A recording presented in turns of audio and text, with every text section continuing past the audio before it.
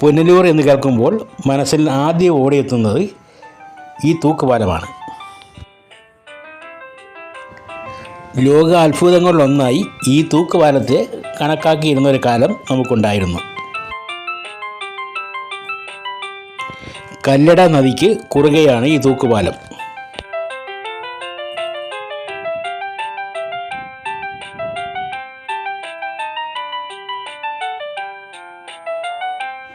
നാനൂറടി നീളമാണ് ഇതിനുള്ളത്. 1877 ഈ തൂക്കുപാലം നിർമ്മിച്ചത്. എന്തുകൊണ്ടാണ് ഗതാഗതത്തിന് വേണ്ടി ഒരു കോൺക്രീറ്റ് പാലം പണിയുന്നതിന് പകരം ഒരു തൂക്കുപാലം പണിതത്? വനപ്രദേശത്തോട് അടുത്ത് കിടക്കുന്ന സ്ഥലമാണ് പുനലൂർ.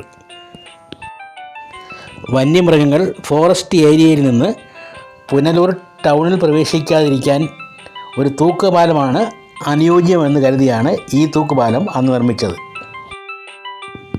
ഇരുവശത്തുമായി 100 അടി ആഴമുള്ള 4 കിണറുകളിലാണ് ഈ പാലം ഇരുമ്പ് റോഡുകൾ ഉപയോഗിച്ച് ഉറപ്പിച്ചിരിക്കുന്നത്.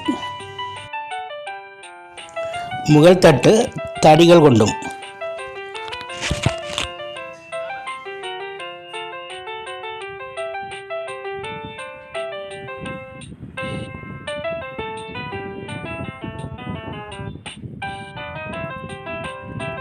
ഇടയ്ക്ക് ജീർണാവസ്ഥയിലായ ഈ തൂക്കുപാലത്തിൽ കൂടി ആളുകൾക്ക് പോലും പ്രവേശനം ഉണ്ടായിരുന്നില്ല. ഇപ്പോൾ ഇതിനെ പുനർജീവിപ്പിച്ച് ടൂറിസ്റ്റുകൾക്കായി തുറന്നു കൊടുത്തിരിക്കുകയാണ്. എങ്കിലും വാഹന ഗതാഗതം അനുവദനീയമല്ല.